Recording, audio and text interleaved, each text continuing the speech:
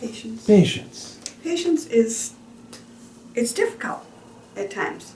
I think when we've been together 24 hours a day like we are right now, anybody would run out of patience.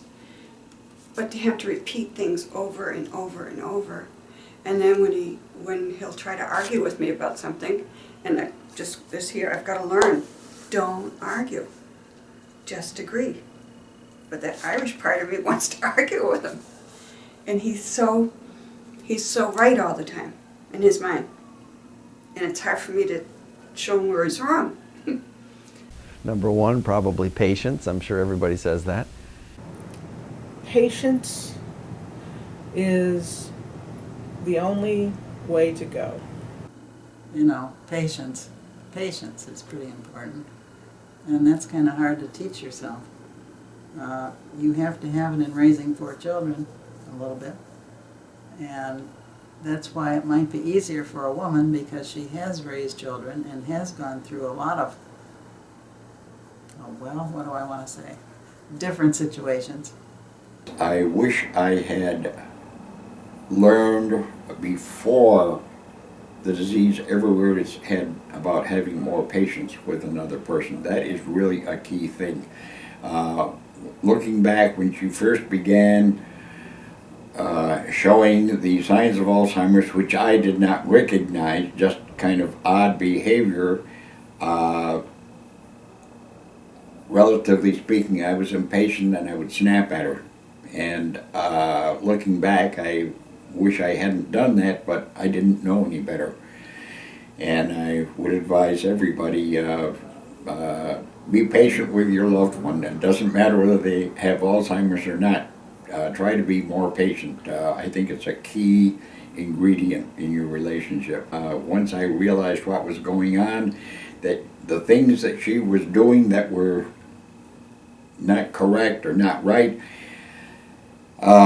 she had no way of realizing this, and only someone that did not have the disease would realize it, and you had to be patient, and you just had to tell yourself over and over again, you've got to be patient. No one has enough patience, and it's a case of where you just have to work on it all the time. You never have to stop working on it. One of the big things I think in our nature is to be impatient, and you just have to squash it. What I've learned about myself is that patience is not my strong suit. Everything I do fast, purposefully. So to have to slow down or repeat or go over it or hear one more time, what? You just want to scream, and sometimes I do. Well, number one, I had to get a lot more patience, because in the beginning, when you don't really understand the disease, that they can't help it, that it is the disease, you have to come to the acceptance, and I'm not even sure I'm there yet, of the disease, and it's not your loved one saying these things over and over and over again. So, and I never had a lot of patience, so this was really hard for me, and that's another thing where it's helped being here to realize it's not him, it's the disease. How about patience? His patience? Or your patience? Either one. My patience, I taught first grade, they said in our school that I had more patience than anybody. But I don't have enough for him sometimes, okay? So it being children that I loved and I taught, and I took the work home with me in my head a lot, but this is different because it is the 24/7. Once in a while, I'm not perfect. I'm not perfect by a long shot. But once in a while, I let go, and as soon as I show any impatience and I see it, I make a joke of it. But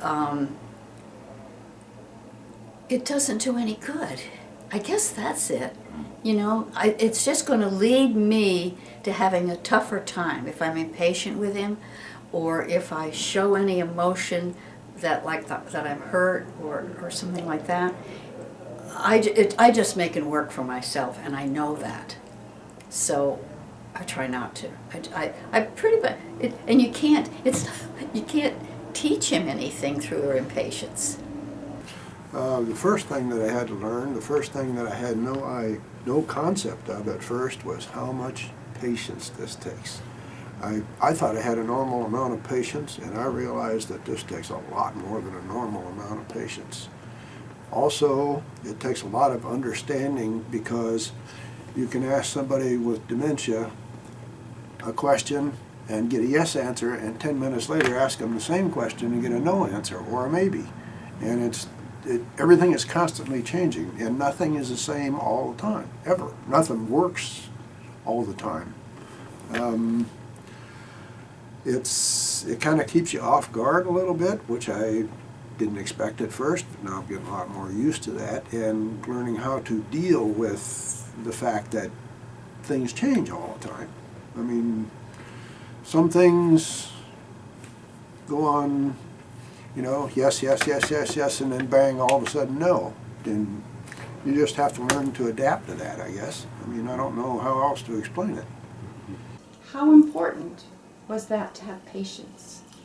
I never had it before, and I was always impatient and anxious to get things done. Having to go day by day, sometimes minute by minute, taught me a great deal of patience and extra compassion. I guess what I'm learning, and it's a process, is that I can't show any impatience, any anger or hurt, because that takes him right down. If anything like that, he goes right into being upset. He gets very upset. I try to laugh. I try to make faces and do things to keep him laughing, because when he's laughing, I'm happy. And I laugh at his jokes over and over.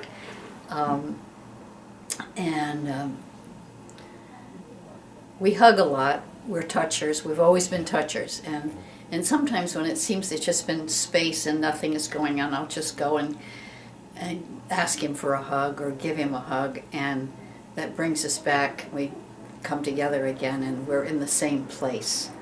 And so for right there, right then, it's as if nothing exists except us right then and right there. His patience, he has none compared to me. He gets very angry. So we'll say after class, I'll wait for him, 10, 15, 20 minutes, and I'll read something. He, on the other hand, will not be prepared. He doesn't have his glasses, and he won't sit. He'll just wait, and like recently, anger built up. He'd be very, very upset with me. So I'd say he often has little patience, and it's interesting because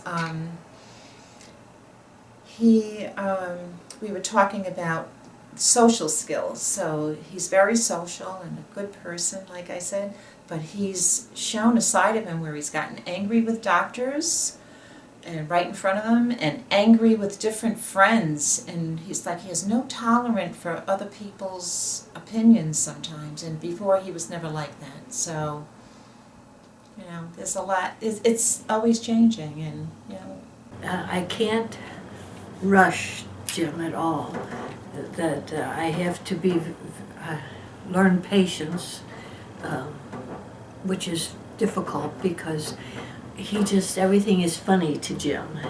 And so he, if I say hustle and hurry, he makes a joke out of it, and he goes even slower, which, and promises to do, I'm hustling, I'm coming, I'll be here in a minute.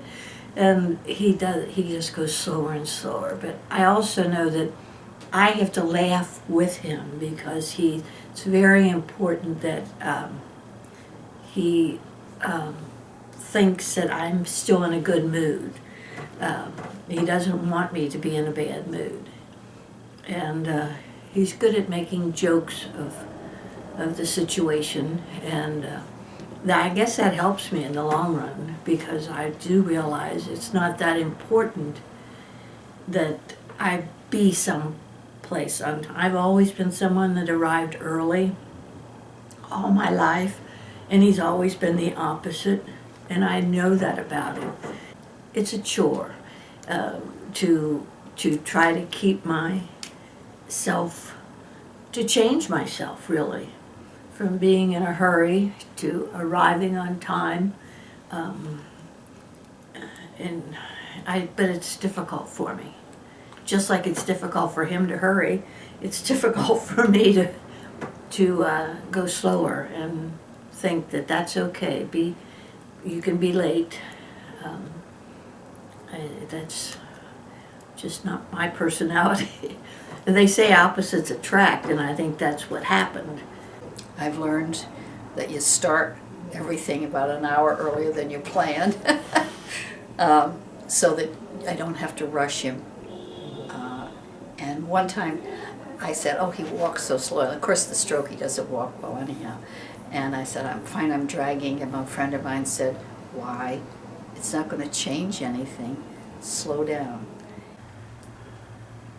I don't know how I built in patience. I was mentored very lovingly and fine, and I think gradually over the years, and it did take years, I got it through my head to try to demonstrate not just patience, but also the love that I had for my wife, and to try to not be sympathetic in the sense of being sad, but trying to make her life as easy as I possibly could.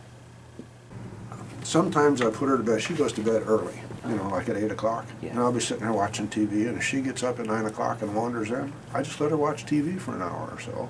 And then I'll say, are you ready to go back to bed? She'll go back to bed.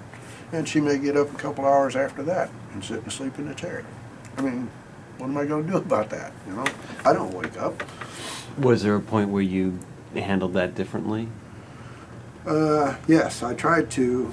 I always send her back to bed, and then she'd be in bed 15, 20 minutes and she'd be up. I don't think she'd go to sleep at all. And she'd be right back up again. So now I kind of just let her get relaxed and comfortable, and I say, do you want to go to bed? And she usually says yes and goes back to bed again.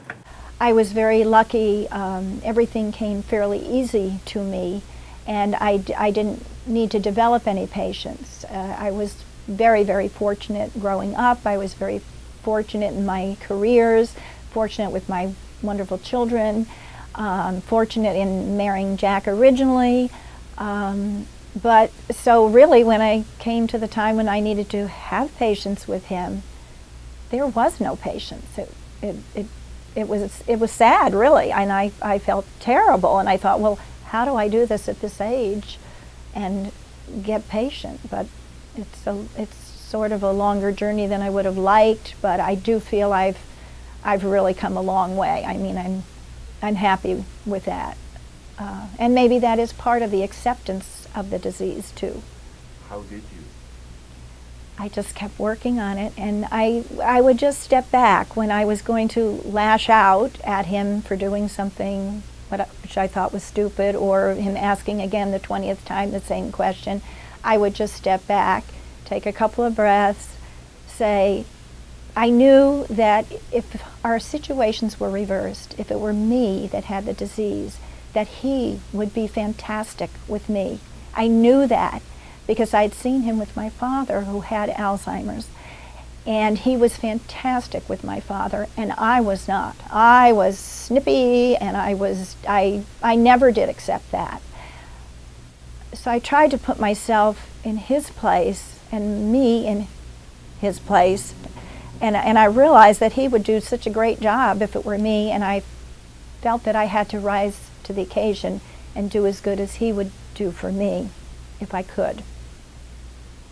Asking the same question over and over again. What time is it? It's 10 o'clock in the morning.